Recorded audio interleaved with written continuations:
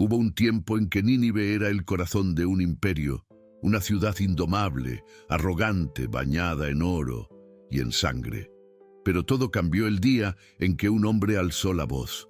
No vino con ejércitos, no trajo armas, solo trajo un mensaje, y fue suficiente para estremecer los cimientos del mundo.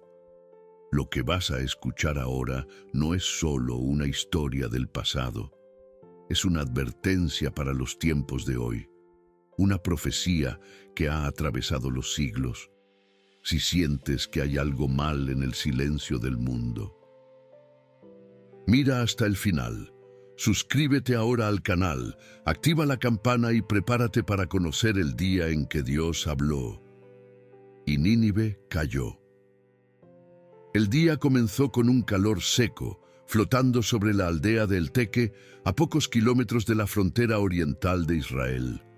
El polvo levantado por los rebaños cubría los caminos de tierra y el silencio de los habitantes era interrumpido solo por el chirriar de las ruedas de las carretas y el sonido rítmico de las herramientas en el campo. En aquella región olvidada, los israelitas vivían bajo la constante vigilancia de los puestos asirios, soportando altos tributos, amenazas veladas y miradas desconfiadas de soldados que no decían nada, pero lo veían todo. Allí, entre chozas de piedra y tiendas de cuero envejecido, vivía Nahum, un joven escriba reservado, con unos ojos que parecían siempre atentos a lo invisible. Su padre, Eliabe, era un maestro de las escrituras, respetado por algunos y temido por otros. Conocido por su severidad y celo, mantenía una rutina rígida con su hijo, quien creció entre rollos de pergamino y largas lecturas a la luz del aceite. Aquella mañana, Eliabe había notado un comportamiento extraño en Nahum.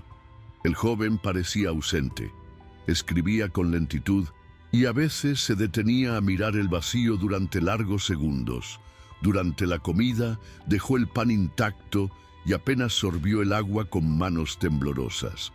Eliabe no era hombre de palabras suaves, pero en su voz se notaba un raro tono de cautela cuando preguntó, al final del día: ¿Has dormido, hijo? Nahum dudó, pero respondió con un leve asentimiento negativo. Por la noche, en su modesta habitación, acostado sobre un paño áspero y rodeado de rollos de pergamino sagrado, Nahum no durmió. Sus ojos se mantuvieron abiertos hasta que, sin darse cuenta, el cuerpo cedió al cansancio y se sumió en un sueño profundo. Fue entonces cuando llegó el primer sueño, denso, sombrío, con gritos ahogados e imágenes que no parecían nacer de su mente. El sueño no era solo una secuencia de imágenes inconexas, era como si un recuerdo de otro tiempo lo invadiera con violencia. Nahum se veía caminando entre murallas colosales, oscuras y sudorosas como carne viva. Las piedras de las calles estaban manchadas de sangre seca y el aire parecía cargado de azufre y lamentos. Niños lloraban en los rincones, escondidos bajo escaleras y balcones, mientras soldados marchaban sin piedad, arrastrando cuerpos y quemando ofrendas ante estatuas de ojos vacíos. Arriba, un cielo opaco se abría en grietas de luz escarlata, y cuervos circulaban en un silencio absoluto. En medio de la destrucción, una voz, grave, sin origen, como si resonara desde la tierra, cortó el caos con precisión sobrenatural. «Levántate, Nahum, clama contra esta ciudad, tu fin está sellado». La voz penetró más hondo que cualquier sonido que él hubiera oído. No solo hablaba, sino que ordenaba con una autoridad que lo paralizaba. Nahum despertó agitado, con el cuerpo cubierto de sudor y las manos aferradas al tejido de la estera. No había rastro de duda. Aquello no había sido un sueño común. Sentía en sus huesos que había recibido una convocatoria. Al amanecer, Nahum no reveló nada a su padre. Se limitó a cumplir las tareas en un silencio inquieto. Pero Eliabe Experimentado en discernir señales sutiles, notó que algo grave había ocurrido. Durante el estudio de las Escrituras, al leer pasajes de los profetas antiguos, Eliabe hizo una pausa larga e inesperada. Luego, mirando directamente a su hijo, habló con una solemnidad inusual en su voz. Si algún día Dios te llama, no huyas, pero sabe, su palabra pesa como una espada sobre quien la lleva. Nahum no respondió. Aquella frase pareció confirmar lo que ya temía. No había manera de ignorar lo que había oído. Esa misma noche los sueños regresaron aún más vívidos. Nínive, siempre Nínive. Las puertas de la ciudad se partían como madera podrida, los hombres gritaban nombres que él no comprendía, ríos oscurecidos se alzaban como murallas líquidas. Una vez más, la voz: «Habla, Nahum, ha llegado el tiempo». Despertó con un espasmo, como si algo invisible hubiera presionado su pecho. Se sentó en la oscuridad y permaneció allí, con las manos sobre las rodillas, hasta que los primeros signos de luz tocaron las paredes de barro de la casa. Era el tercer sueño, y esta vez ya no había lugar para dudas. Había sido llamado. Nahum abandonó la aldea 2 días después, sin aviso, llevando solo un odre con agua, un pequeño rollo de las Escrituras y una túnica oscura, sujeta con una cuerda sencilla. No hubo ceremonia en su partida, ni despedida. Su padre lo observó partir desde el umbral de la casa, con la mirada fija, sin adiós, sin palabras. La relación entre ellos siempre había estado sustentada por silencios más densos que las palabras. Eliabe no preguntó a dónde iba. Lo sabía, y aunque el corazón de un padre temblara, era un hombre de fe dura, forjado por años de obediencia. Nahum caminó por la senda seca que serpenteaba entre pequeñas colinas y áreas de cultivo abandonadas. Las sombras de Asiria se hacían presentes incluso allí, donde centinelas recogían tributos con manos pesadas. Evitó las rutas principales, avanzando por caminos olvidados por mercaderes y patrullas. El calor era abrasador, pero ya no era más molesto que el peso que ahora llevaba en el pecho. No era una emoción, sino una certeza, como si algo fuera de él lo impulsara a seguir adelante. Al acercarse a la frontera de Nínive, el paisaje cambió. La vegetación escaseaba, dando paso a una llanura seca y castigada por el sol. A lo lejos, los muros de la ciudad se alzaban como los huesos de un gigante sepultado hace milenios, enormes, impenetrables, con torres que alcanzaban el cielo en desafío. Guardias se posicionaban ante las puertas, pero el movimiento de comerciantes y peregrinos permitía la entrada de forasteros sin mayores cuestionamientos. Nínive latía como un organismo al borde del agotamiento. Por fuera era esplendorosa. Sus vías principales revestidas de piedra negra, palacios decorados con oro y cerámica colorida, jardines colgantes alimentados por canales artificiales. Pero por dentro, la corrupción se extendía como una fiebre. Prostitución ritual, idolatría, sacrificios, injusticias diarias. El imperio había hecho de la ciudad su joya y su desgracia. Nahum no se dejó distraer. Al pisar en la plaza central, donde la gente se reunía para anuncios e intercambios, subió a los escalones de un templo menor y habló. Su voz no era alta, pero cortaba el aire con una firmeza extraña a los oídos de la multitud. Nínive, ciudad de perversidad y sangre. El juicio de Dios vendrá como fuego y nadie escapará. Al principio, la multitud no reaccionó con hostilidad. Hubo asombro, seguido de risa. Algunos pensaron que se trataba de un predicador fanático entre tantos otros que surgían de vez en cuando en tiempos de crisis. Un grupo de jóvenes soldados, apoyados en una pilastra cercana, se rió a carcajadas cuando Nahum mencionó el nombre del Dios de Israel. «El Dios de los vencidos», gritó uno de ellos, lanzándole una semilla de dátil. Otros se unieron, formando un amplio círculo alrededor del profeta. Sacerdotes de dioses locales se acercaron, reconociendo que algo más grave podía estarse formando. Uno de ellos, con vestiduras rojas y collar de huesos, se aproximó e intentó interrumpir a Nahum con oraciones en voz alta, entonando versos para Ishtar. Pero Nahum continuó. Sus ojos estaban fijos, no en un punto específico, sino como si vieran algo que los demás no podían.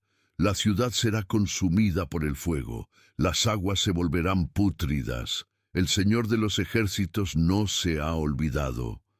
Las palabras no temblaban, no había vacilación. Era como si Nahum estuviera simplemente repitiendo algo que le había sido entregado, y no pronunciándolo por voluntad propia. Fue entonces cuando un hombre arrojó un trozo de pan viejo a los pies del profeta. Se rió y escupió al suelo. «Ve a predicar en el desierto, hebreo». Otros comenzaron a imitar el gesto, y la tensión creció, pero Nahum no retrocedió. Permaneció firme, con la túnica empapada en sudor, pegada al cuerpo y el polvo adherido a la piel, como parte del suelo que pisaba. Fue en ese momento que Malik, un joven escriba real, surgió entre la multitud. Vestía una túnica azul oscura marcada con el sello de la casa real, un símbolo que imponía respeto.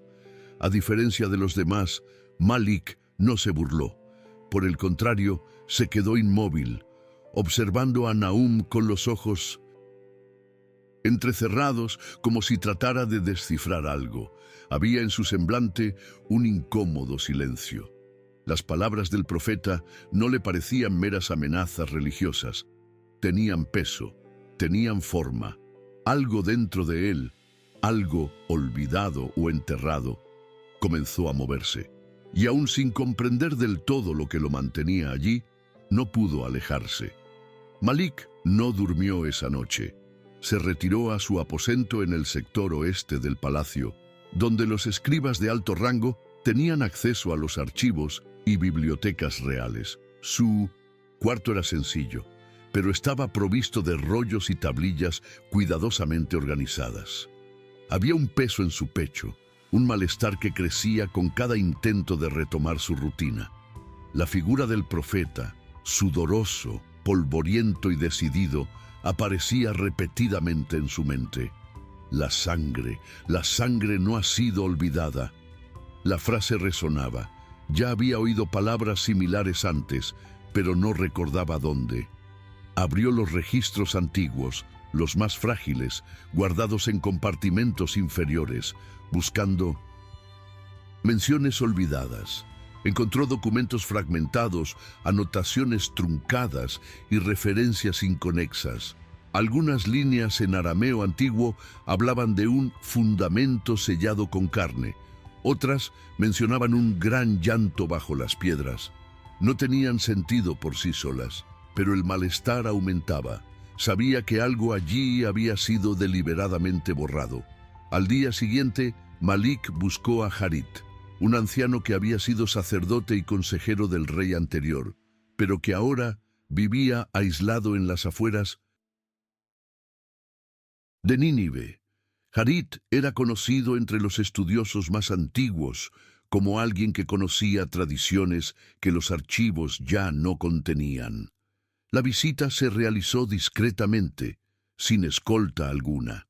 Harit, encorvado por la edad, lo recibió con ojos pequeños y una voz que parecía haber pertenecido a otro tiempo. Malik fue directo. Describió los sueños del rey, que comenzaban a circular en susurros por los pasillos del palacio, y relató el discurso de Nahum. Harit escuchó en silencio, pero sus ojos oscurecieron al oír el nombre del profeta. La ciudad fue fundada sobre sangre inocente, dijo al fin.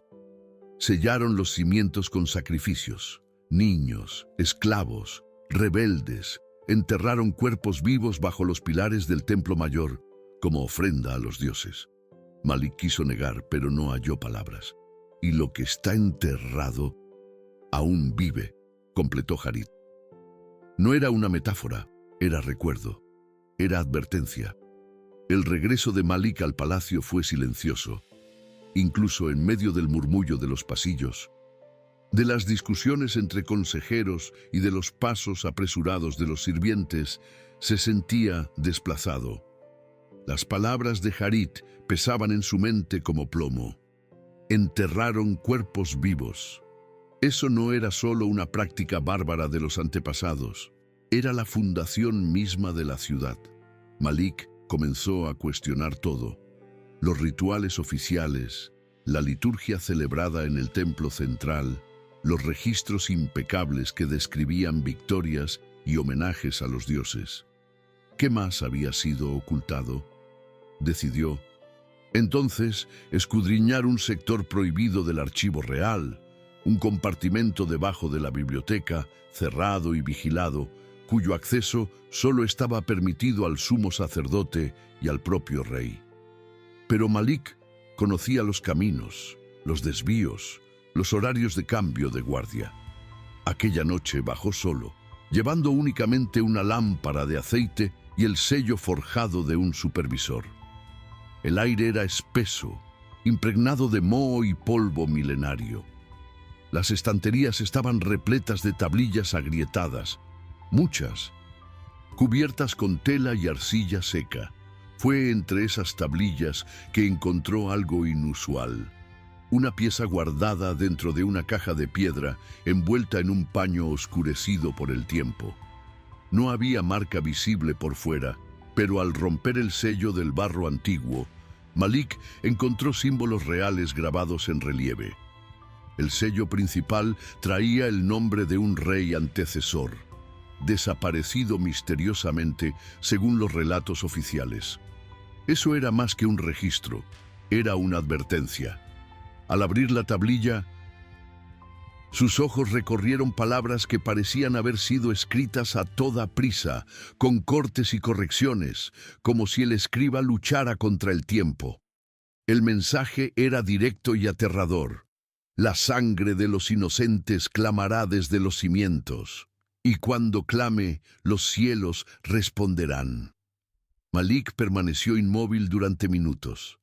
Aquella tablilla no solo confirmaba lo que Harit había dicho, indicaba que los antiguos sabían del riesgo y eligieron ocultarlo.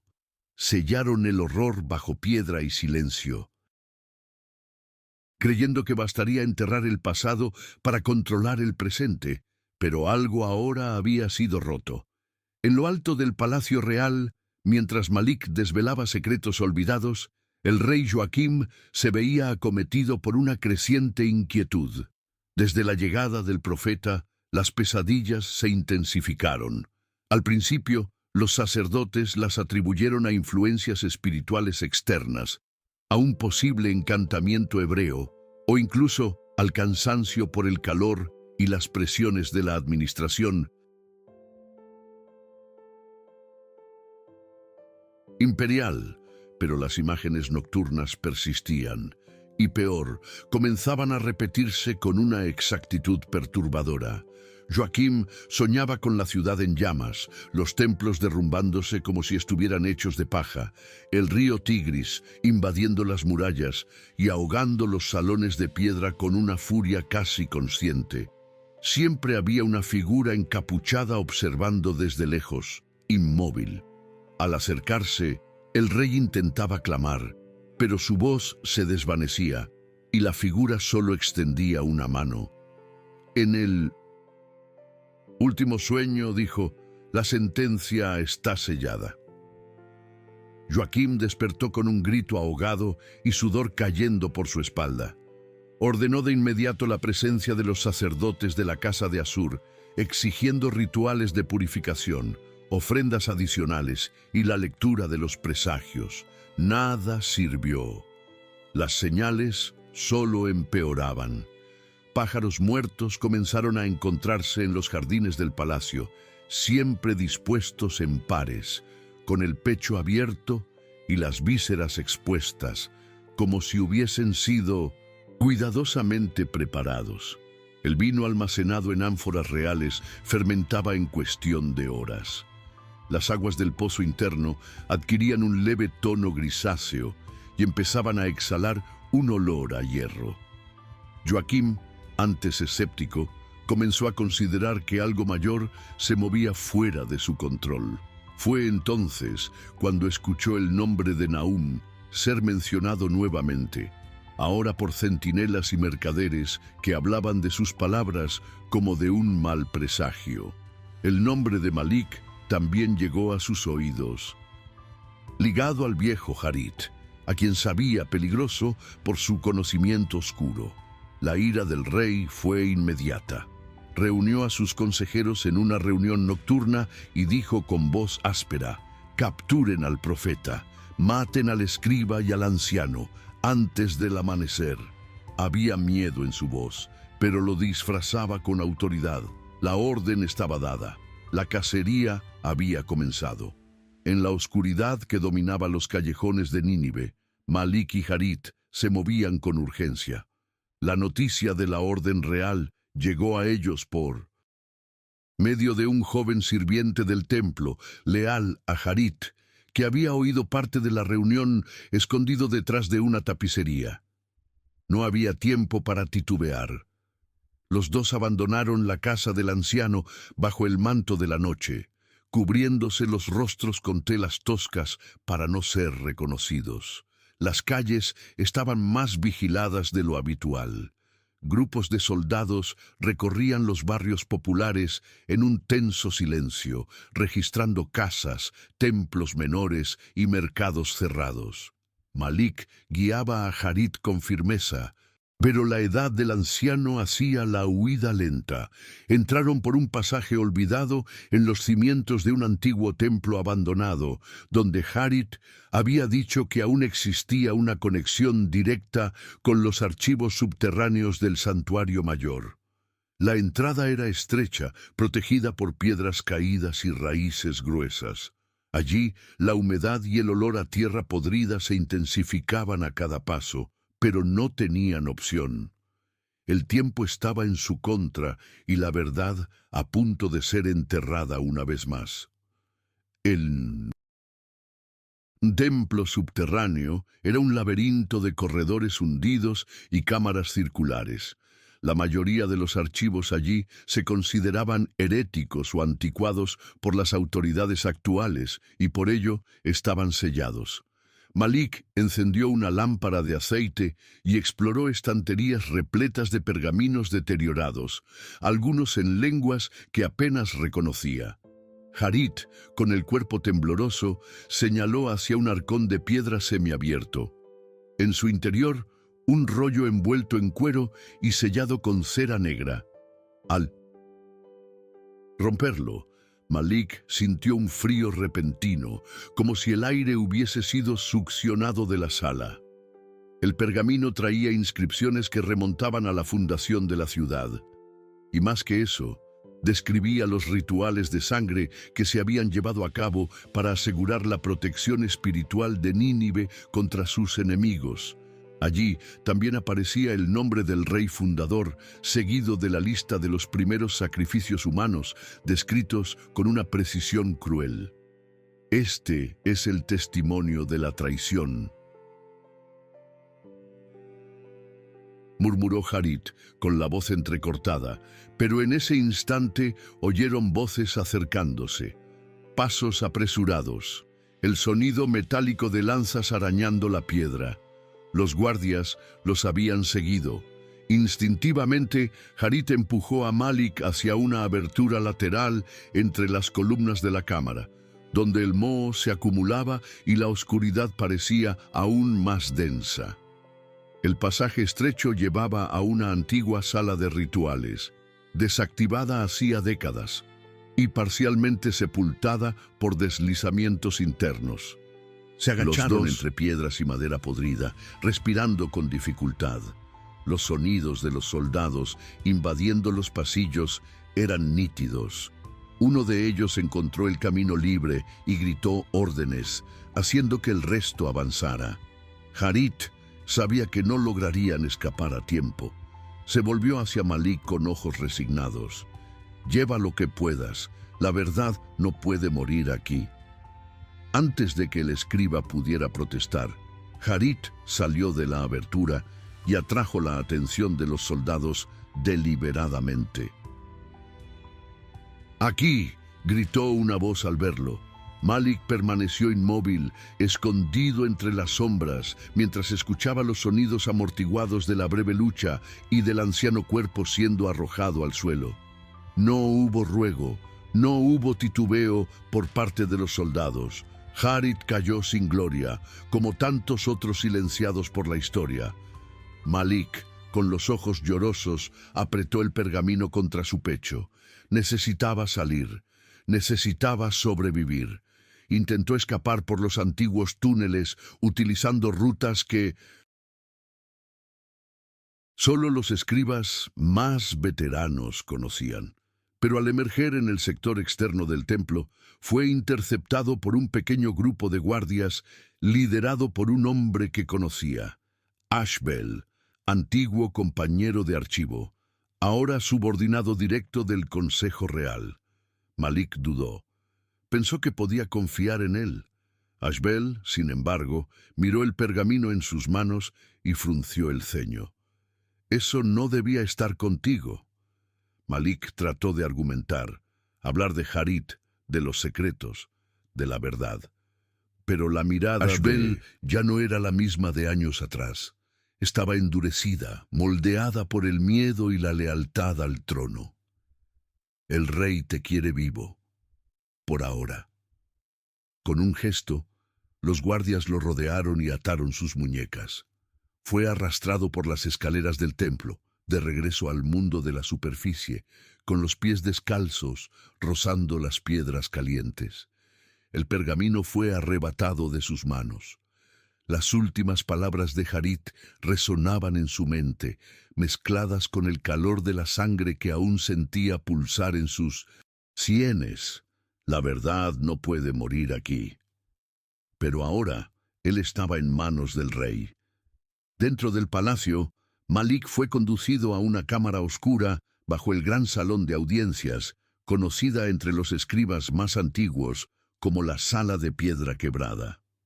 Pocos conocían su existencia, y menos aún habían salido de allí. El lugar olía a hierro y madera húmeda, con ganchos oxidados en las paredes y cuerdas colgando como serpientes inertes. Allí es donde el rey mantenía prisioneros a quienes exigía silencio. Los guardias lo sujetaron a un soporte de hierro en el centro de la sala, con los brazos extendidos hacia atrás y las piernas inmovilizadas. Malik no protestó. Su mirada permanecía fija en el suelo, donde manchas antiguas sugerían que otras vidas habían sido derramadas allí. No sabía cuánto tiempo estuvo solo. El tiempo, en ese espacio, parecía estancado. La única certeza era el peso del aire y la lentitud con que su respiración se volvía más densa, hasta que, por fin, oyó pasos. Fuertes, marcados, con el arrastre de la capa real contra el suelo. Joaquim entró sin prisa, acompañado solo de 2 sacerdotes y del escriba jefe de la corte. Sus ojos estaban enrojecidos, como los de un hombre que no duerme hace días. El rey caminó hacia Malik y lo observó en silencio durante algunos segundos. No había enojo en su semblante, ni desprecio. Había algo más peligroso. Curiosidad. «Has cavado demasiado hondo, escriba», dijo finalmente, con voz ronca. «Ahora dime, ¿qué descubriste?» Malik no respondió de inmediato. Su cuerpo dolía, sus muñecas ardían por el apretón de las cuerdas, pero su mente permanecía clara. Miró a Joaquim con una firmeza inesperada y aún con la voz vacilante, habló. «La sangre que derramaron no ha sido olvidada. Su ciudad es una tumba, y lo que enterraron clama por justicia». Las palabras resonaron como un martillo contra la piedra. Los sacerdotes se miraron entre sí, inquietos. El escriba jefe dio un paso atrás. Joaquim, sin embargo, permaneció inmóvil, con la mirada fija en la de Malik. Era como si, en ese instante, el rey viera algo que preferiría no ver. La verdad, desnuda de liturgia, sin velos ni metáforas, había sido pronunciada ante el trono, y el palacio, por un breve momento, pareció más frío. A la mañana siguiente, Malik fue llevado al templo central, no como escriba, sino como prisionero. La multitud ya se aglomeraba en las plazas, convocada por arautos que anunciaban un sacrificio público para apaciguar a los dioses. Nadie se atrevía a cuestionar. La ciudad, sumida en un clima de presagio y desorden silencioso, obedecía las órdenes con la mirada baja y la respiración contenida. El templo estaba decorado como en las grandes celebraciones. Inciensos quemaban en soportes de bronce, cortinas rojas ondeaban con el viento seco, y el altar principal había sido limpiado y relucía a la luz del sol. Pero ese brillo era opresivo. Malik, con los pies descalzos y la túnica rasgada, fue atado sobre el altar de piedra. Estaba débil, los músculos endurecidos por la noche en las cadenas, y sus ojos hundidos denunciaban la falta de sueño. Alrededor de él, sacerdotes entonaban cánticos antiguos, en una lengua que pocos comprendían. La ceremonia seguía su curso tradicional, pero el silencio que emanaba de la gente reunida en torno al templo era inusual.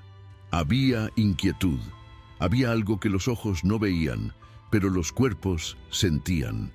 Joaquim observaba desde un balcón lateral, rodeado de consejeros y oficiales del ejército.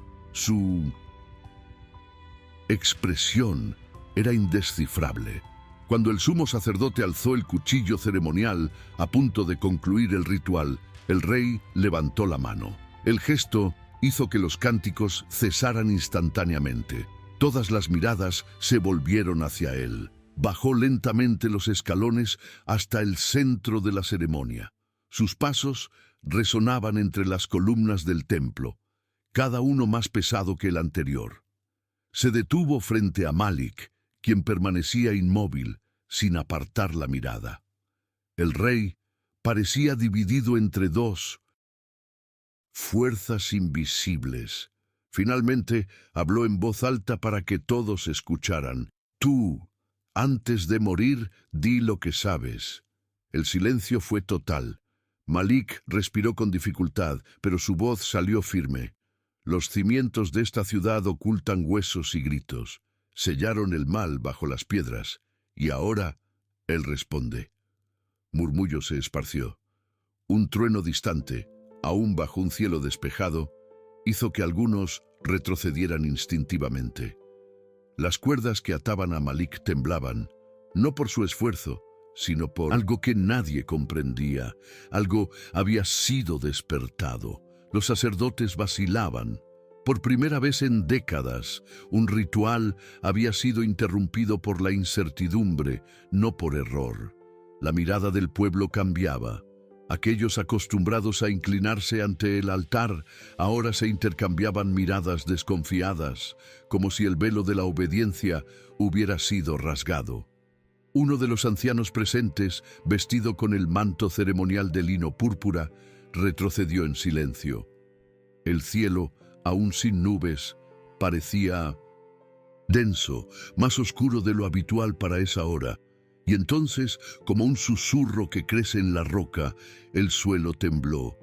Primero ligero, casi imperceptible, luego más firme, como si el mismo templo respirara con dificultad. Las columnas emitieron estallidos sutiles. El altar se movió ligeramente. La gente retrocedió. El rey miraba a su alrededor intentando comprender, pero su mente ya no era clara. Desde los sueños había ido perdiendo el control de su propio pensamiento. Sentía que fuerzas que escapaban a la lógica y al poder. Malik cerró los ojos. Su cuerpo permanecía inmóvil, pero su rostro mostraba serenidad. La verdad, finalmente, había sido pronunciada ante el trono y el altar, y las piedras la escucharon.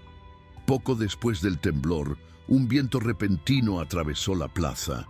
No era una brisa común, era seco, cortante, cargado de un olor amargo. Los inciensos se apagaron, las tiendas se balancearon violentamente. Los niños lloraban, pero sin gritar. Había un miedo que asfixiaba el sonido en las gargantas. El templo, antes firme, parecía vibrar con algo que venía desde abajo. Algunos sirvientes comenzaron a correr, pero fueron contenidos por los soldados. Nadie quería ser el primero en huir. Y entonces llegó el segundo temblor, más fuerte. Partes del techo cedieron en las orillas, soltando fragmentos de piedra que cayeron entre los fieles. Un sacerdote fue alcanzado y cayó con el cráneo rajado. Silencio. Un tercer temblor sacudió el altar. Las cuerdas de Malik se rompieron, sin previo aviso. Cayó de rodillas, demasiado débil para levantarse. Nadie lo sostuvo, nadie se acercó. La gente se retiraba lentamente, arrastrando los pies, mientras los murmullos crecían como enjambres en un pánico contenido. Un presentimiento se afianzaba entre todos. Lo que estaba sucediendo no podía ser controlado por ningún hombre. Mientras el templo se estremecía bajo la presión de lo invisible, rumores sobre lo que ocurría comenzaron a esparcirse rápidamente por los 4 rincones de Nínive. Los testigos que huían de la ceremonia contaban versiones diferentes, pero todas compartían un mismo núcleo.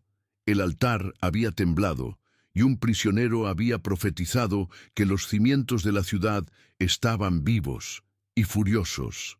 En menos de una hora, los mercados comenzaron a vaciarse. Los comerciantes recogieron sus mercancías, las familias encerraron sus casas y las puertas laterales de la ciudad vieron crecer una fila de fugitivos improvisados. Los guardias trataban de mantener el orden, pero estaban divididos entre el deber y el miedo. El calor aumentaba y las aguas de los pozos centrales empezaron a oscurecerse. En barrios más alejados, niños se enfermaron repentinamente con fiebres altas y ojos rojos. Las fuentes públicas desprendían un olor agrio, y los perros que rondaban los callejones dejaron de ladrar, acostándose inmóviles, como si esperaran algo. Los sacerdotes, en pánico, iniciaron sacrificios extra en los templos menores, pero las señales no cesaban. Era como si los dioses se hubieran quedado en silencio, o peor, como si algo mayor que ellos estuviese asumiendo el control. Desde lo alto del templo, Joaquim observaba a la ciudad desmoronarse. El rostro, antes altivo, ahora era pálido, y sus ojos se movían de un lado a otro sin fijación.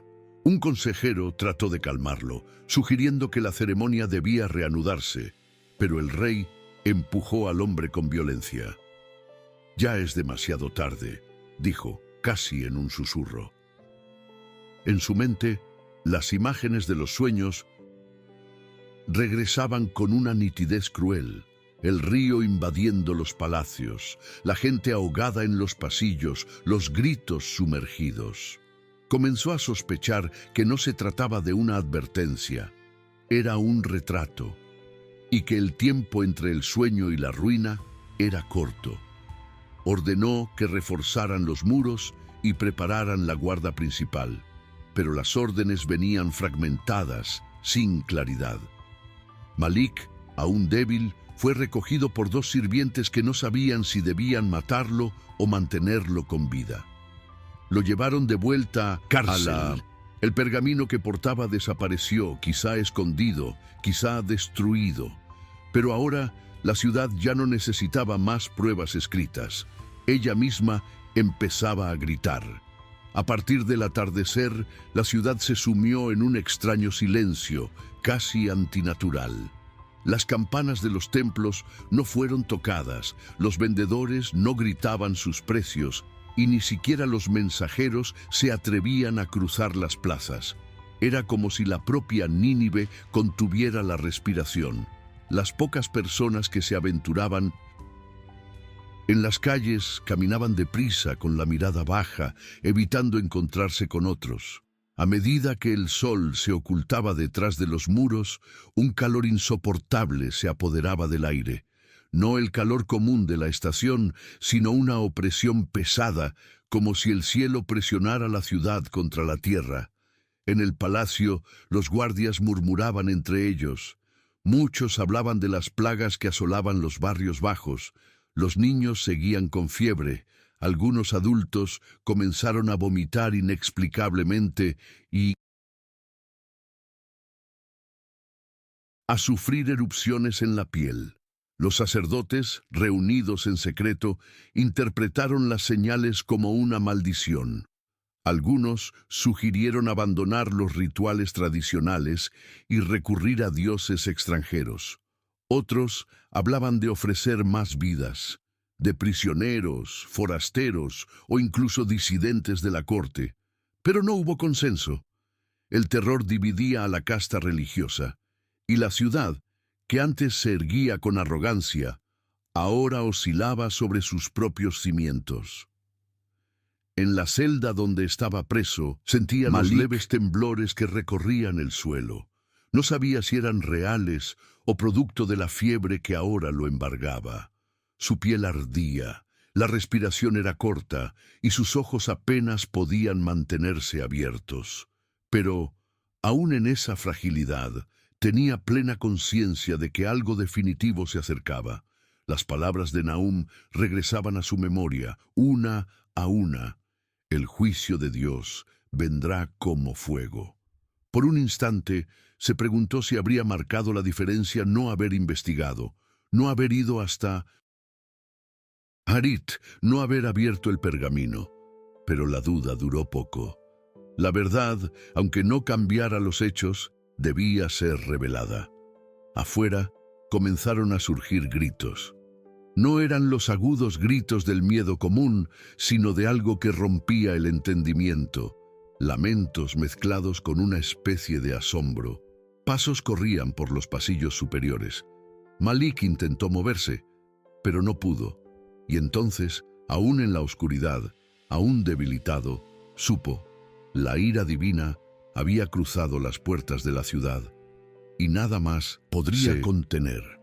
La primera evidencia visible del colapso fue el río Tigris.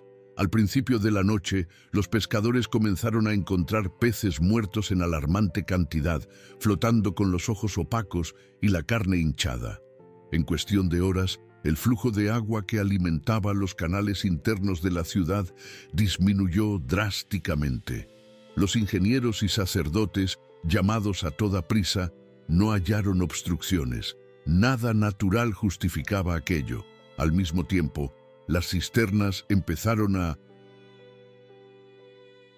liberar un hedor fétido, como si hubiesen sido contaminadas desde adentro. Y entonces llegó el sonido, un estruendo apagado, como si una piedra colosal hubiese caído en el vientre de la tierra. Los animales enloquecieron, bueyes rompieron las cuerdas, caballos se debatían en los establos y perros aullaban como si respondieran a un llamado invisible. El cielo se oscureció, aunque aún no era noche cerrada. Nubes densas surgieron desde el este, cargadas de polvo y electricidad. Rayos cortaron el horizonte en silencio, anticipando un vendaval que arrastraba tiendas, rompía techos y lanzaba arena contra los rostros de quienes corrían por las calles. Los muros, hasta entonces símbolo de la seguridad de la ciudad, comenzaron a desprender fragmentos, como si la estructura antigua se cansara de resistir. En el centro de la ciudad, los templos fueron los primeros en colapsar. El templo de Ishtar, erigido sobre un cimiento antiguo, cedió parcialmente tras el tercer temblor, matando a decenas de devotos y sacerdotes. Los fieles que sobrevivieron huyeron en desesperación, llevándose ídolos e imágenes sagradas que, en otros tiempos, jamás podrían ser tocadas por manos comunes. En otro sector, los almacenes empezaron a incendiarse. Nadie sabía cómo se había iniciado el fuego, pero se esparció rápidamente, como si hubiese esperado autorización divina para consumir lo que era preciado. Los gritos de la población se apoderaron de la ciudad. Los niños se separaban de sus padres. Los soldados abandonaban sus puestos, y los nobles comenzaban a huir por los pasillos secretos del palacio. La ciudad invencible, capital de un imperio temido en toda la región, temblaba ante una fuerza que ni armas, ni muros, ni dioses esculpidos podían contener. El miedo era ahora colectivo, absoluto, y ninguna voz se alzó para decir que había solución. El castigo había llegado, y todos lo sabían. Ningún hombre podía detenerlo. Dentro del palacio, el desorden era total. Sirvientes corrían sin rumbo. Consejeros gritaban órdenes contradictorias, y soldados se enfrentaban entre sí tratando de tomar el control de las rutas de fuga. El rey Joaquim ya no era visto como una figura de autoridad. Pálido, con la ropa desaliñada y la barba incipiente, vagaba por los pasillos de piedra como un hombre que había despertado en medio de una pesadilla. Intentó reunir el consejo de guerra, pero la mitad de los miembros ya había desertado o sido muertos en enfrentamientos internos. Cuando se enteró de que las puertas externas habían sido derribadas por fuerzas enemigas, su semblante no cambió.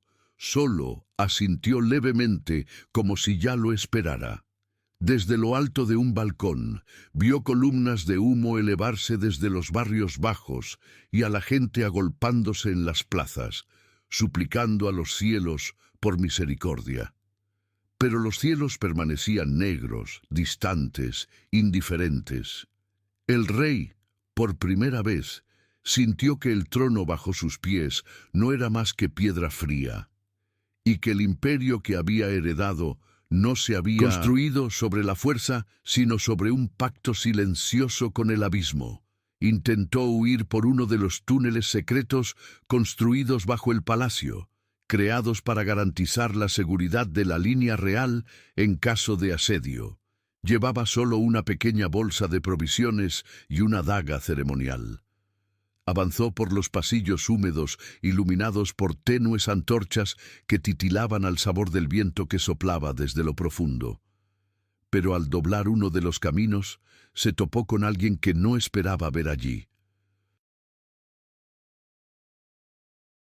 Azur, su propio tesorero, un hombre de confianza, conocedor de todos los mapas y rutas de evasión. Joaquim se detuvo. Por un instante, pensó que el hombre lo ayudaría, pero la mirada de Azur era vacía, casi tranquila.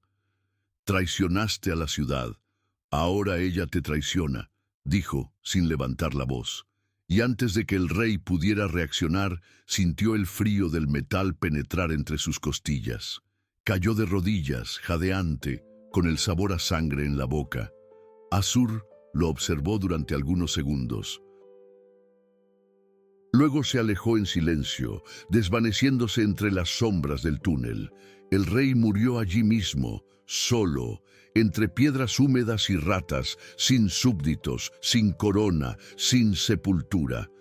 En la plaza principal, las campanas del templo sonaron por última vez, no por orden humana, sino porque las cuerdas, sueltas por el viento o por alguna fuerza invisible, vibraron intensamente, emitiendo un sonido metálico y desafinado que resonó por toda la ciudad como un lamento final. Algunos decían haber visto sombras en los tejados, figuras humanas que no proyectaban sombra, quietas y silenciosas. Otros afirmaban que las estatuas de los dioses habían caído por sí solas, rajándose al medio sin ser tocadas. Ya no había líderes. Los generales estaban muertos o habían huido. Los sacerdotes se ocultaban en criptas y cámaras secretas, intentando rezar oraciones que no surtían efecto. Familias enteras se encerraban en sus casas, esperando en silencio lo que sabían que llegaría. Los muros, aunque aún se mantenían en algunas partes, ya no ofrecían protección. El sonido de los ejércitos enemigos, antes temido, ahora era secundario. Lo que más aterrorizaba a la ciudad era lo que se alzaba desde su interior. Una fuerza antigua, silenciada por generaciones, ahora caminaba por sus calles sin nombre ni rostro, pero con una presencia innegable. Nahum estaba allí. Nadie pudo decir cómo o cuándo apareció. Algunos afirmaron haberlo visto en las escaleras del templo, de pie, con el rostro oculto bajo la capucha. Otros juraron que andaba entre los enfermos sin ser tocado por la plaga. No decía nada, solo observaba. Su mirada recorría las ruinas como quien lee un texto escrito con sangre y piedra. Los que lo vieron trataron de seguirlo, pero él desaparecía tras pocos pasos. Era como si la ciudad ya no lo contuviera, como si él perteneciera a algo que trasciende el espacio.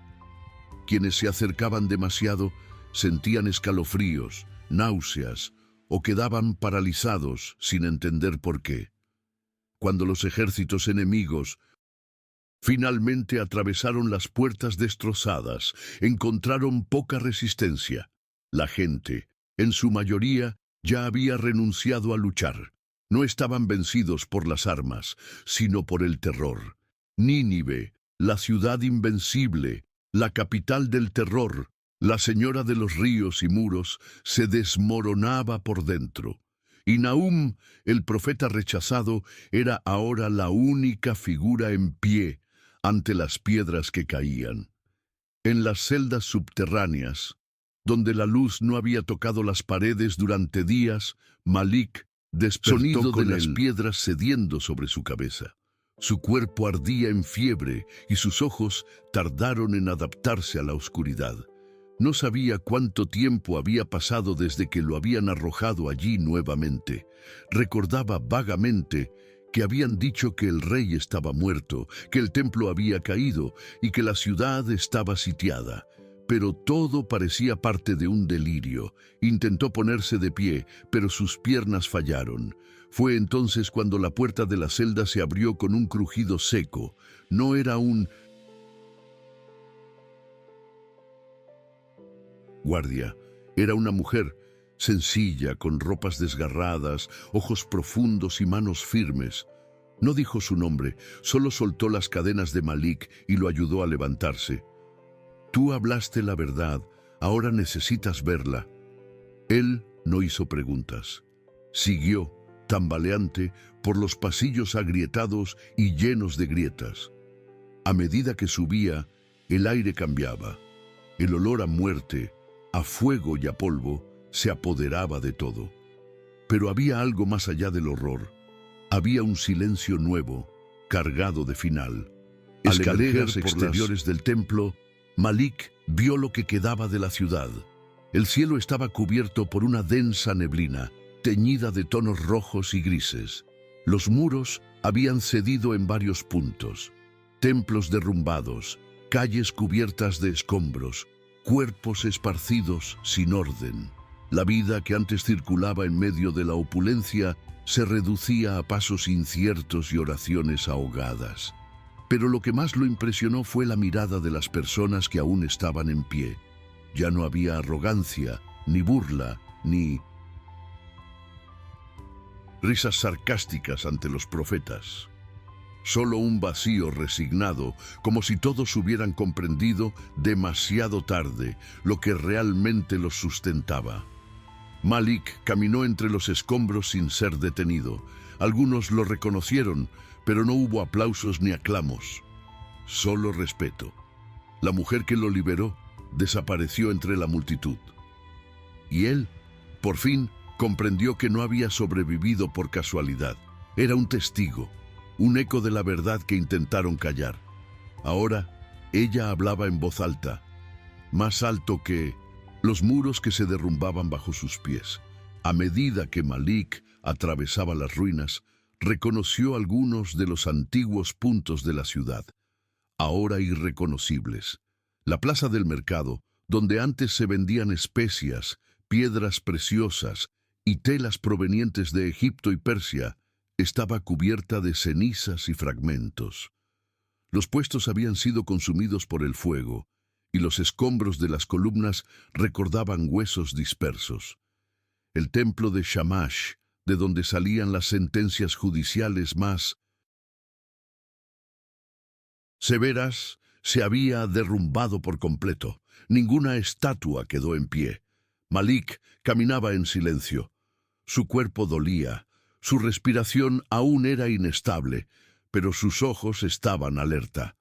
Se dirigió a la puerta norte, donde había sido encarcelado días antes. Allí encontró a un pequeño grupo de sobrevivientes, hombres, mujeres y niños que lo miraban asombrados. Uno de ellos, un muchacho delgado y cubierto de hollín, señaló hacia él. «Tú eres el escriba, el que habló en el templo». Malik asintió. Orgullo. Sí, la verdad había sido dicha, pero ahora llevaba un peso. Los rostros a su alrededor no buscaban salvación. Querían saber cómo continuar después del fin. Entre los sobrevivientes se desató una pequeña discusión.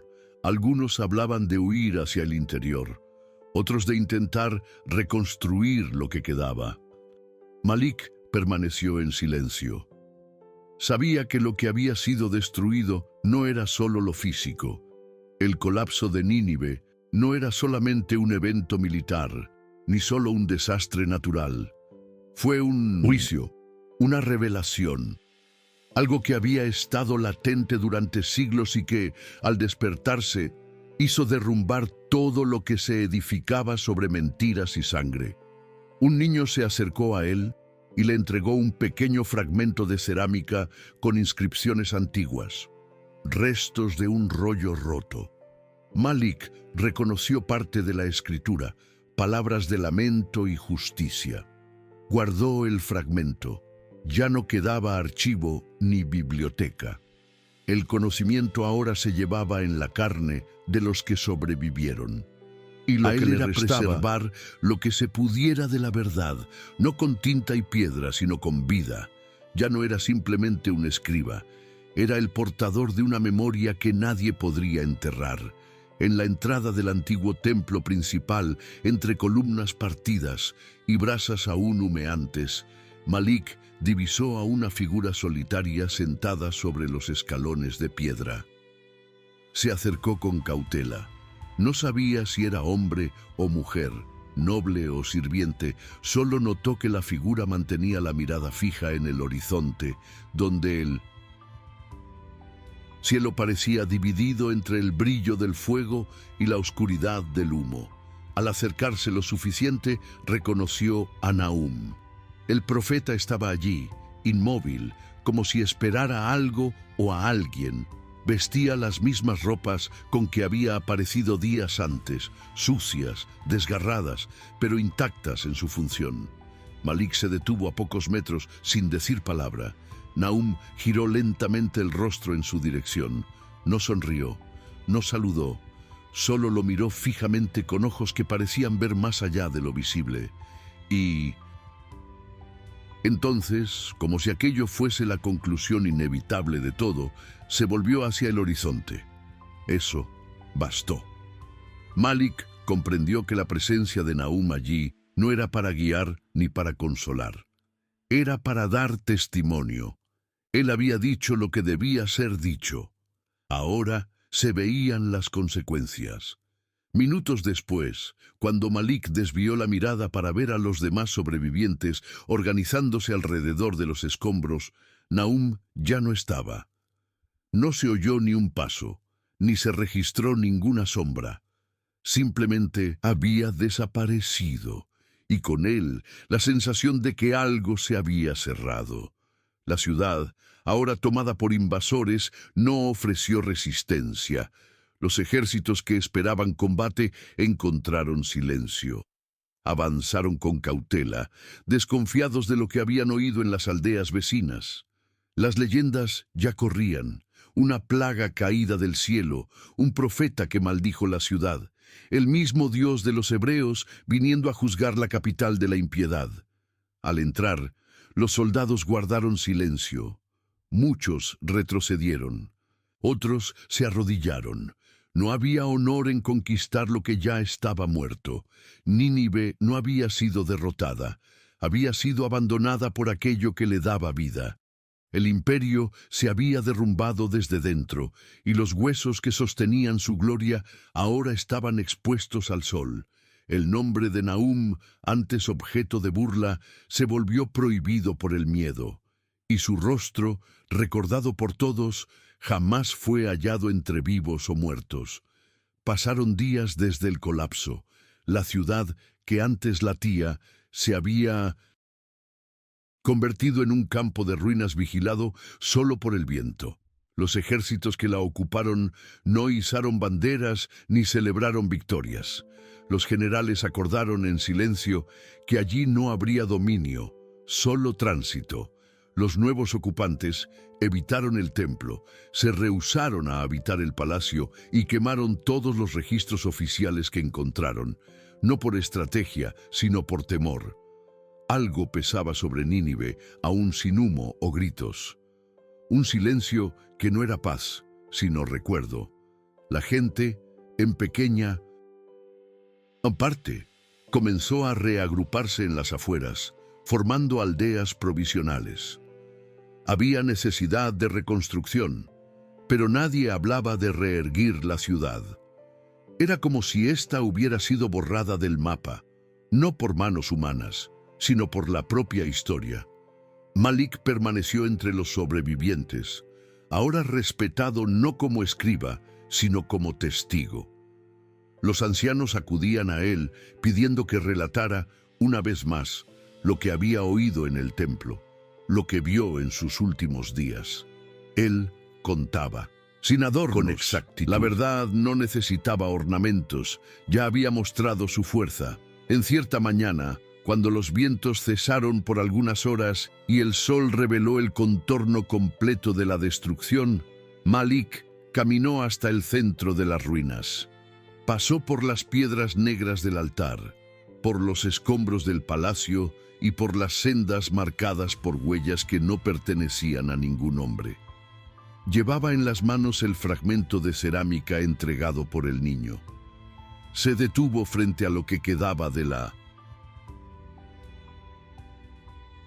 biblioteca y allí, entre cenizas y restos calcinados, enterró el fragmento, no como un símbolo, sino como un sello, no como adorno religioso, sino como registro para lo invisible. Sabía que nadie vendría a buscar aquel pedazo de verdad, pero también sabía que no se entierra lo que es eterno. El gesto fue sencillo. La tierra cedió con facilidad. Al levantarse, oyó detrás suyo el sonido de las cenizas movidas por el viento. No se giró, solo caminó de regreso, ahora en paz. La profecía había sido cumplida.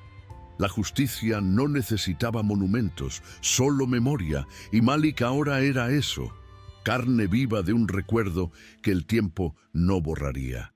Los meses que siguieron no trajeron consuelo. Las aldeas que surgieron alrededor de las ruinas estaban marcadas por el silencio y oraciones breves. Los sobrevivientes trabajaban en silencio, con la mirada distante, como si hubieran dejado parte de sí bajo los escombros. No se erigió ningún templo nuevo, ningún altar. Los niños crecían escuchando historias que más parecían advertencias que recuerdos. Y en todas ellas el nombre de Nínive se pronunciaba con cautela, no como símbolo de imperio o gloria, sino como recordatorio de lo que sucede cuando se edifica la grandeza sobre el dolor. Malik permaneció allí, rechazando invitaciones para partir con caravanas que se dirigían hacia el sur. Su presencia era discreta, observaba, escuchaba, y de vez en cuando anotaba en pequeños rollos lo que aún quedaba en su mente. No como escriba de la corte. Ese título había muerto con Joaquim, sino como guardián de una verdad que ya no cabía en los palacios. Los que lo veían escribir sabían que no era vanidad, ni obra para la posteridad. Era resistencia, era fidelidad a lo que la sangre de las piedras le había enseñado. Cierta tarde, Malik subió hasta lo que quedaba de la colina donde se erigía la torre de vigilancia de Nínive. La estructura casi se había derrumbado por completo, pero aún era posible alcanzar un punto de observación. Desde allí vio el horizonte amplio, donde el río aún corría, lento y pesado. Ese mismo río que, según los sueños del rey, habría de engullir la ciudad. No lo hizo como un maremoto, sino como sentencia, retirando su fuerza, apagando sus márgenes, desviando su curso. La naturaleza había conspirado con el cielo, y la ciudad que se creía eterna había sido abandonada incluso por las aguas. Malik cerró los ojos por unos instantes. No pidió respuestas, no suplicó señales, solo agradeció. No por haber sobrevivido, sino por haber comprendido. Al bajar, llevó consigo solo un rollo de anotaciones, escrito a mano, con tinta extraída de hierbas locales. En él no figuraba su nombre ni fechas, solo un título sencillo: Nínive, la ciudad que cayó por el peso de su propio silencio. El rollo de anotaciones de Malik fue dejado en una pequeña cabaña de madera, en el centro de la aldea que ahora surgía alrededor de las ruinas. Sabía que ese relato no sería leído por muchos. La verdad, como bien sabía, tiene un precio que pocos están dispuestos a pagar, y él no creía que su historia fuera de interés para aquellos que empezaban a reconstruir sus vidas. Para la mayoría, el tiempo es curación, pero para Malik, el tiempo era un recordatorio. El silencio, como siempre, se convirtió en el mayor adversario. Algunos meses después, cuando las caravanas comenzaron a alejarse de la región, fue encontrado en un campo de trigo, de pie, con la mirada fija en el horizonte, como si aguardara una última visión. Sin dolor visible, sin marcas de sufrimiento en su cuerpo, simplemente se había ido. No hubo despedidas, ni lágrimas, solo una ausencia permanente, una partida sin explicaciones. Así como él mismo había llegado a la ciudad de Nínive sin aviso, así partió.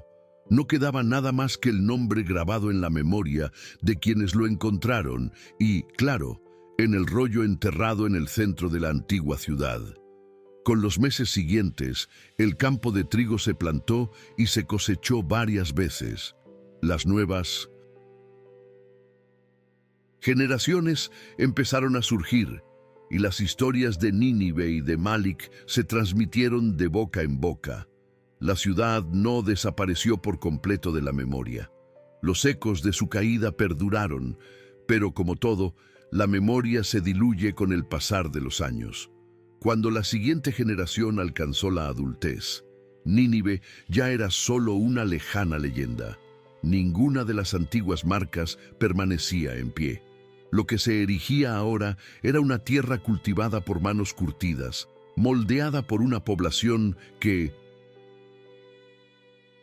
prefería mirar hacia el futuro en lugar de revivir los horrores del pasado. Pero los ancianos, aquellos que habían sobrevivido, recordaban. Y de vez en cuando, en alguna noche silenciosa, contaban a los más jóvenes sin dramatizar, solo como advertencia: cuidado con el silencio, porque puede crecer más rápido que cualquier imperio. En cierta ocasión, muchos años después de la caída, un grupo de estudiosos extranjeros visitó la región. Eran hombres del sur, provenientes de ciudades distantes, portadores de herramientas de escritura y con interés por el pasado.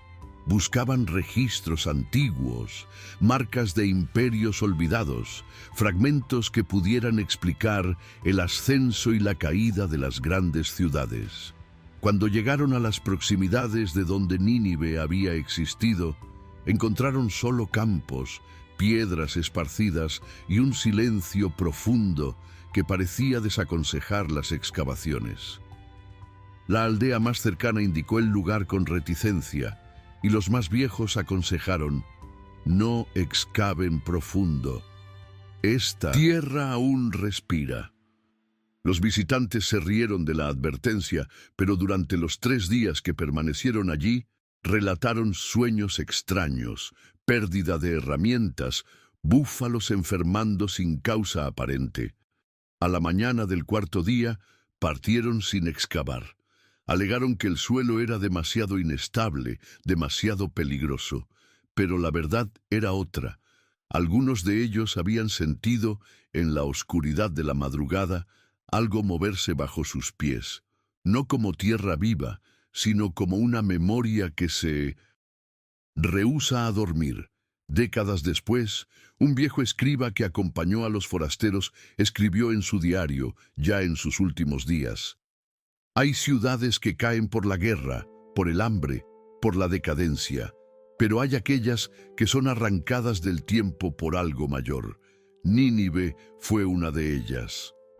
Ese escrito nunca fue publicado, quedó guardado en una caja de madera, protegida con paños de lino, como si aún fuera peligroso revelar su existencia.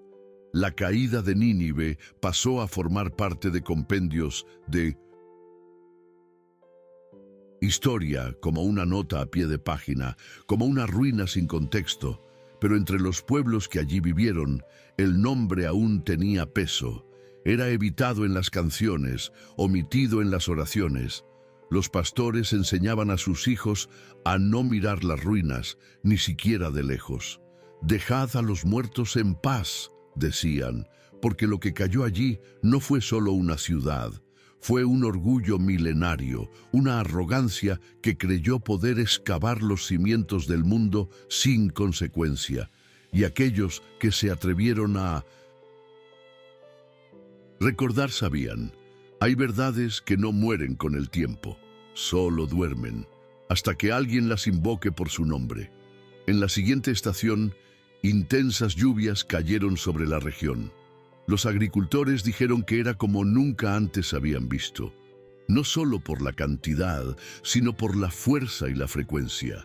Las aguas corrían por los campos y se acumulaban en las zonas más bajas, revelando partes de la antigua ciudad que el tiempo había ocultado. Fragmentos de muro, bases de columnas, piezas de cerámica. Pero lo que más llamó la atención fue el surgimiento de una fisura profunda en el suelo, justo en el centro donde, según las historias, se encontraba el templo principal. Un hombre, curioso, descendió con una cuerda para verificar. Regresó en silencio, con los ojos muy abiertos. No dijo nada. Al día siguiente, desapareció, dejando solo sus pertenencias sobre la tierra húmeda. Después de eso, nadie se acercó más. La fisura fue olvidada, tragada nuevamente por el barro y la vegetación, pero entre los habitantes la historia se difundió con fuerza. Movieron donde no debían, decían, y así el ciclo se cerraba. El pasado siempre encuentra la forma de recordar a los hombres que ciertos cimientos jamás deberían ser tocados. Mientras tanto, lejos de allí, en una casa sencilla rodeada de olivos, un hombre de cabello canoso leía un antiguo rollo, cuidadosamente preservado entre paños limpios. Sus ojos recorrían las palabras con calma, pero con la precisión de quien conoce el peso de cada letra. Era un viajero, un aprendiz de profecías que había oído hablar de Malik y del profeta olvidado. Al encontrar el rollo dejado en la aldea, copia fiel de los relatos del escriba, entendió que allí había algo más grande que un simple registro. Era una advertencia. Hizo una única copia, a mano, sin alterar ni una coma, y después guardó ambos ejemplares en urnas de barro, enterrándolos en lugares opuestos. Uno cerca de lo que quedaba de Nínive, otro al pie de una montaña donde los vientos nunca cesaban. Hecho esto, partió. Nunca reveló su nombre, ni dejó rastros. Solo dijo a un anciano con quien conversó brevemente en la carretera: Cuando las ciudades empiecen a derrumbarse desde dentro, lean a Nahum. Él no habló solo para el pasado, habló para todos los tiempos. Con el paso de los años, el nombre de Nahum se convirtió en una especie de sombra discreta en la tradición de ciertos escribas y maestros del norte. No se mencionaba en los círculos públicos, ni se exaltaba como otros profetas, pero entre aquellos que lidiaban con textos antiguos e historias prohibidas, era reconocido como el que había hablado contra el imperio más temido de su tiempo, y había vencido. No con ejércitos, sino con palabras. No con espadas, sino con la verdad. Un pequeño grupo de discípulos que nunca se identificaba como secta empezó a estudiar sus palabras en secreto. No se reunían en templos ni usaban vestiduras especiales. Sus encuentros se realizaban alrededor de fogatas en regiones alejadas, donde podían hablar libremente. Para ellos, el libro de Nahum no era solo juicio, era advertencia, era mapa, era espejo. Veían en sus palabras el retrato de cualquier sociedad que se atreviera a edificar su gloria sobre la injusticia. Sabían que lo que sucedió en Nínive podía, de otra forma, ocurrir en cualquier lugar, y por eso mantenían viva la memoria, incluso cuando el mundo prefería olvidar. En una de esas reuniones, ya en tiempos en que Nínive no era más que una ruina borrosa en los mapas, uno de los más viejos del grupo alzó un fragmento de arcilla con inscripciones casi borradas. Era una de las pocas piezas rescatadas antes de que la fisura en el suelo fuese sellada por las lluvias. El fragmento mostraba 3 símbolos: un ojo, una llama y una figura caída. Para los presentes, eso bastaba. Era el resumen de la historia. La mirada de Dios, el juicio inevitable y la caída del orgullo. No necesitaban más pruebas ni templos reconstruidos. Sabían que lo que fue visto por Nahum no era solo de su tiempo, sino de todos. La reunión terminó en silencio, como siempre. Cada uno volvió a su casa, a su tierra, a su rutina, pero todos sabían que mientras existiera aquel fragmento, y mientras las palabras de Nahum se repitieran, aunque solo en susurros, la memoria de Nínive jamás se borraría completamente, porque hay verdades que no se entierran con piedras, esperan, y cuando llegan nadie puede mantenerse en pie. En épocas posteriores, cuando surgieron otros imperios con promesas de eternidad y dominación, pocos recordaban a Nínive con claridad. Pero quienes guardaban los relatos de Malik, escondidos en urnas, transmitidos de mano en mano, sabían que el olvido era el primer paso para la repetición. Las ciudades nuevas erigían muros, acumulaban riquezas, entronizaban gobernantes y despreciaban las advertencias de los antiguos. El ciclo se repetía. En momentos de crisis, cuando aparecían señales, plagas, revueltas, terremotos o el repentino silencio de los dioses, siempre había alguien que decía: «Esto ya sucedió antes», y entonces las miradas se dirigían a viejos textos, leídos a la luz de antorchas o copiados con tinta espesa sobre papiro grueso. El nombre de Nahum volvía a pronunciarse. Sus palabras, duras como la piedra, surgían como una hoja en medio de la niebla de la memoria colectiva, no para consolar, sino para advertir. Y una vez más, como en los días antiguos, la verdad salía del olvido y se convertía en espejo, reflejando lo que tantos se negaban a ver. En una madrugada silenciosa, muchos años después, un joven aprendiz encontró entre los registros de su casa un pergamino corto, desgastado, envuelto en un paño envejecido. No sabía de dónde venía. No tenía firma ni fecha. Solo un título en hebreo arcaico y 3 frases breves.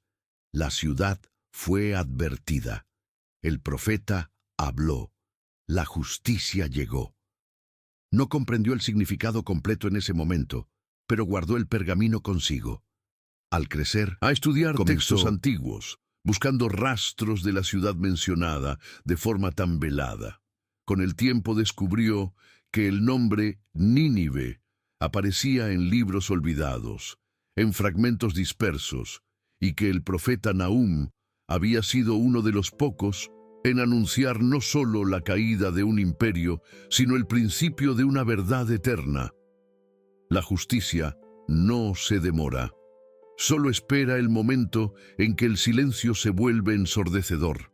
Y entonces habla, no con voz humana, sino con ruina. En el lugar donde una vez existió el corazón de Nínive, no quedaba nada más que un campo irregular cubierto de hierbas silvestres y piedras quemadas por el sol. El viento soplaba con constancia, como si aún limpiara los vestigios de algo que no se podía olvidar. Ninguna ciudad fue construida sobre esas ruinas, ningún camino fue trazado directamente por allí. Era como si el suelo hubiera sido marcado con una línea invisible, un recordatorio para el tiempo y para los hombres. Aquí, Dios habló. Los pastores que cruzaban la región decían que los animales evitaban ciertos senderos y que en noches sin luna era posible oír sonidos que no provenían de ningún animal. No había pruebas, no había registros, pero todos sabían. Algo permanecía allí, no como una presencia activa, sino como una cicatriz, no del tipo que se ve con los ojos, sino de aquellas que viven en la tierra, en el silencio y en la memoria de quienes aún escuchan los ecos de lo que una vez fue dicho por un hombre polvoriento y de convicción. Algunos siglos después, un escriba egipcio en misión de recolección para los archivos de Tebas escuchó sobre una ciudad que había desaparecido por la palabra de un solo hombre. Intrigado, siguió los relatos, cruzó fronteras y recorrió aldeas hasta encontrar las ruinas. Allí todo estaba en calma. No encontró monumentos ni nombres tallados, solo piedras amontonadas y tierra agrietada. Se sentó, sacó su estuche de escritura y anotó: vi la ciudad que ya no era, el lugar donde la gloria se alzó y cayó. No quedaron reyes, ni sacerdotes, ni ídolos, solo un nombre susurrado por el viento, Nahum. Ese registro fue llevado a los templos egipcios, pero pocos le prestaron atención. La mayoría lo consideró el delirio de un viajero. Pero, entre los más ancianos, aquellos que aún creían que las palabras podían derrumbar muros, el relato fue leído con reverencia, y se mantuvo, como si dijera más sobre el futuro que sobre el pasado, porque la ciudad de piedra se fue, pero el juicio escrito en ella continuaba firme, donde ninguna espada podía alcanzar. En una noche muy, muy lejana, en una tierra distante donde los hombres construían torres para tocar los cielos, un hombre de rostro cansado leía a los antiguos profetas a la luz de una lámpara. Sus manos temblaban al pasar las páginas. Cuando llegó al nombre de Nahum, vaciló. Era un fragmento corto, entre libros más largos, casi olvidado en medio de la colección sagrada. Pero al leer las palabras, ¡ay de la ciudad sanguinaria, llena de mentiras y robos! El silencio de la sala pareció crecer. Era como si aquellas frases hubiesen atravesado los siglos solo para encajar en ese momento. Cerró el libro y salió al balcón. Desde allí veía la ciudad iluminada, viva, ruidosa, pero algo en él sabía: esa paz era frágil, que donde hay sangre bajo el cimiento, el tiempo cobra, que donde la verdad está enterrada, la tierra abre grietas. No dijo nada a nadie esa noche. Solo regresó, reabrió el libro y escribió, al lado del nombre de Nahum, con tinta sencilla, una única frase: Él habló para nosotros también. A la mañana siguiente, ese hombre dejó su casa y se dirigió a la biblioteca de la ciudad. donde entregó una copia del libro a los archivos centrales. Solicitó que se preservara con cuidado. El bibliotecario, sin entender la urgencia, solo asintió. Cuando el hombre se fue, dejó atrás una pequeña nota doblada, oculta entre las páginas del profeta. En ella escribía: «No olviden lo que dijeron aquellos que vieron caer la ciudad. No gritaron para su propio tiempo, escribieron para los días en que nadie más quiso escuchar».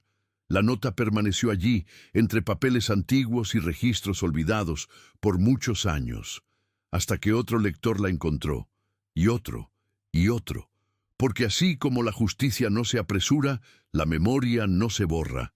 Y en cada generación siempre hay alguien que escucha, aún en voz baja, el sonido de las piedras desmoronándose, y entiende: la ciudad cayó, el profeta habló, y aún ahora, siglos después, aún hay polvo en el viento. Las últimas cenizas de Nínive fueron llevadas por el tiempo.